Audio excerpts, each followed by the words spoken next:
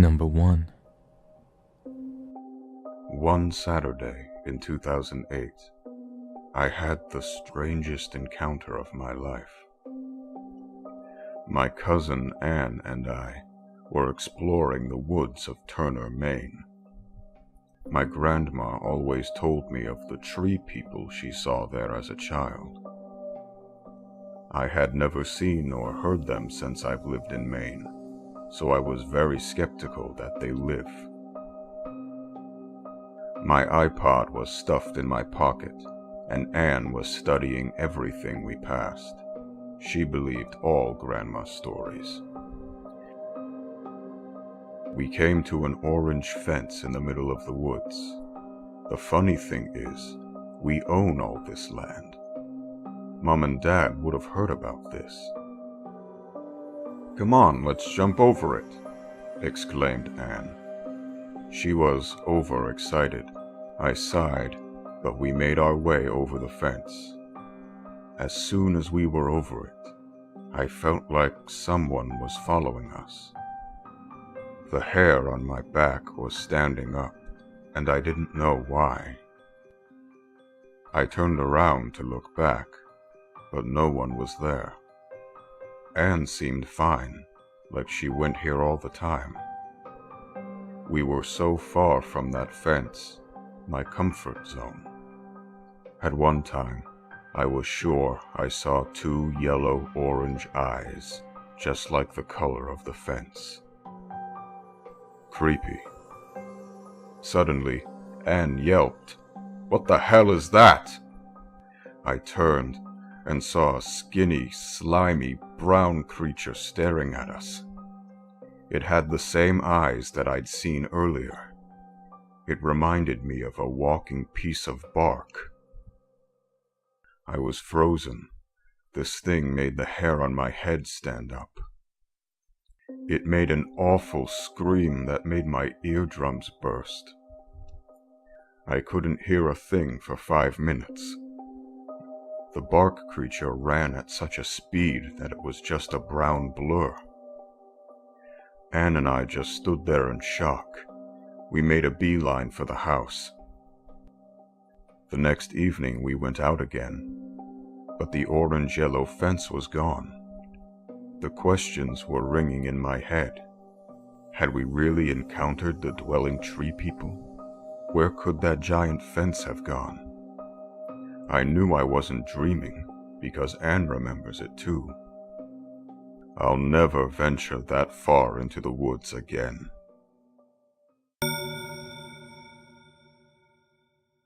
Number 2.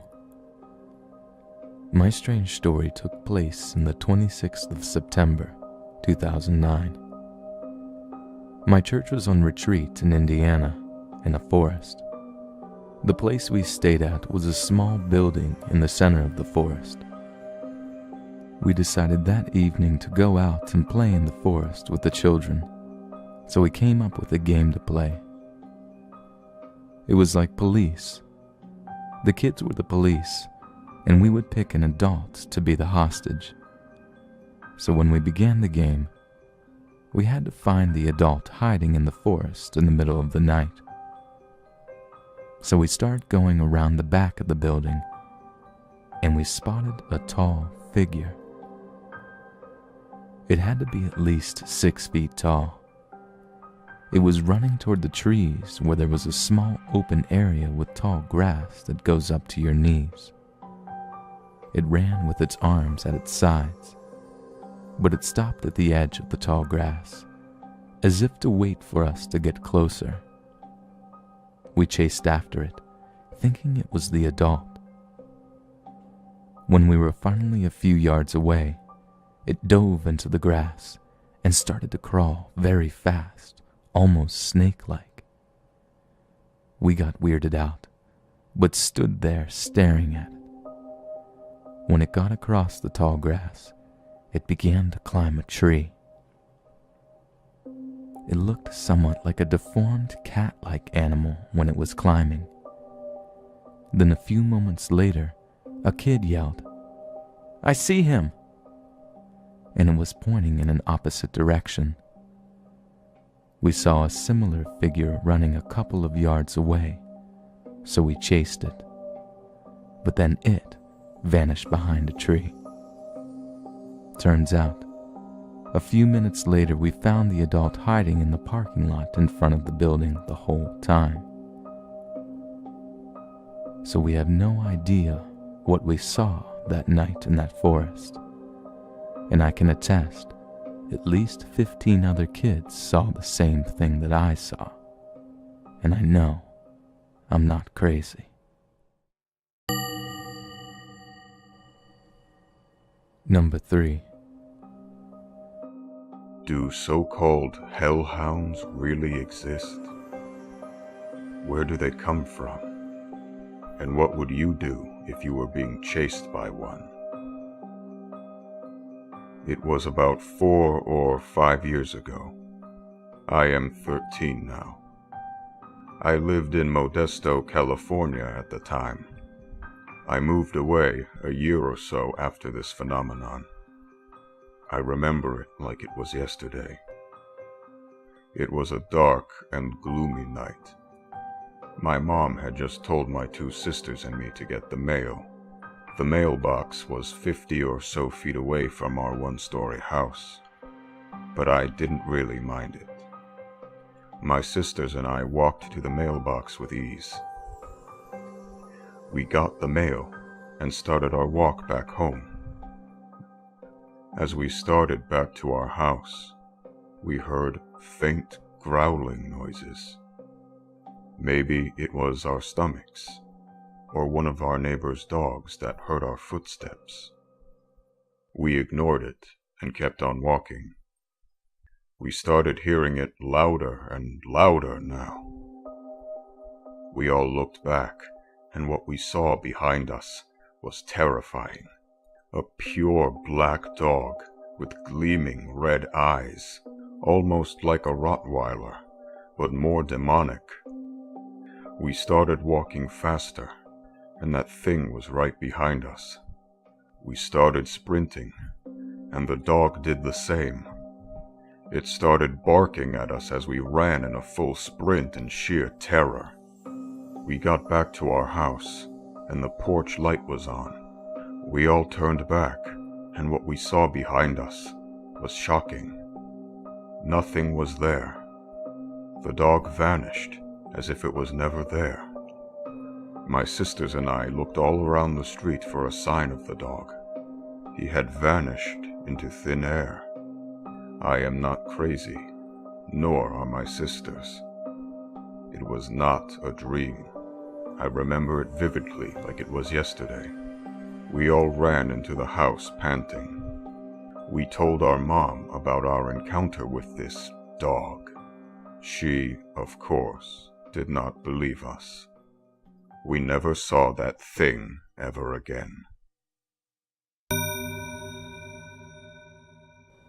Number 4. 2 years ago, in Janesville, Minnesota, in November during first deer season, I went out and sat in a tree stand in the early morning with my shotgun.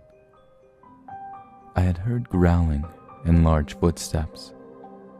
I thought it was a large coyote, but then it came out into the clearing, and it was 5 feet tall at the shoulder and dark brown, almost black like a large dog, only its front paws were almost hands, and its tail was long like a cat's tail, 3 feet long.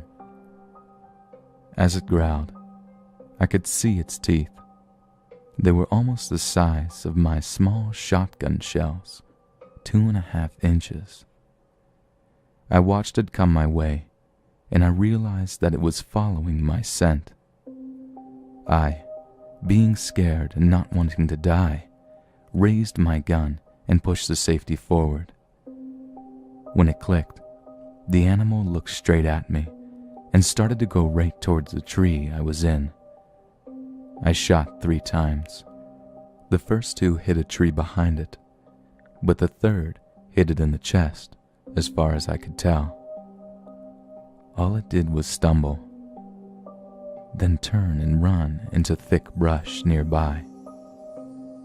I was so scared that it might be out there that I stayed in the stand for 3 hours. At noon or so, I decided to make a run to the truck. When I got to where it had been hit, I only found a little blood, like the bullet didn't go through the skin, and the blood stunk and was dark red, almost black. So I ran to my truck. Later that year, when I was trapping, I saw its tracks next to a destroyed trap set and a bunch of blood and fur of a raccoon, from what I could tell. I have never gone back to those woods again.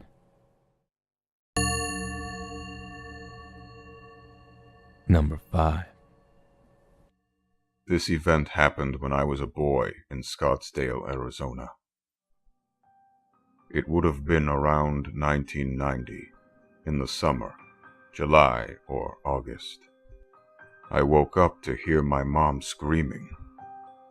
Sleeping next to her, I woke up as well and saw her shouting and pointing at a figure across the room. Everything was dark, but the hall light was on, and the bedroom door was open, allowing some of the light in. The figure crouched on all fours on top of a dresser and was looking at her. When it saw me looking at it, it turned its head and looked right at me. It then jumped off the dresser and seemed to run out the open door, but it moved in a blur and was far too fast for a person. It dissolved when it hit the light. There was a feeling of great terror when it saw me. My mom and I talk about the incident occasionally, but she rarely discusses it since she is very religious. I am not, and thinks it had something to do with something evil. I've seen things similar to this since then, into my adult life, always preempted by feelings of being watched by some malevolent, star-craving terror, and the urge to run and turn on the light. I saw it manifest in the daylight when I was a teenager, after waking up from a terrible nightmare. The entity struck the glass door near the couch where I slept, had its arms and legs spread before it darted away in a blur and faded like it did before. This incident isn't as credible as the previous encounter, since there were no other witnesses this time. It remains one of the most unexplained and truly horrific events of my life.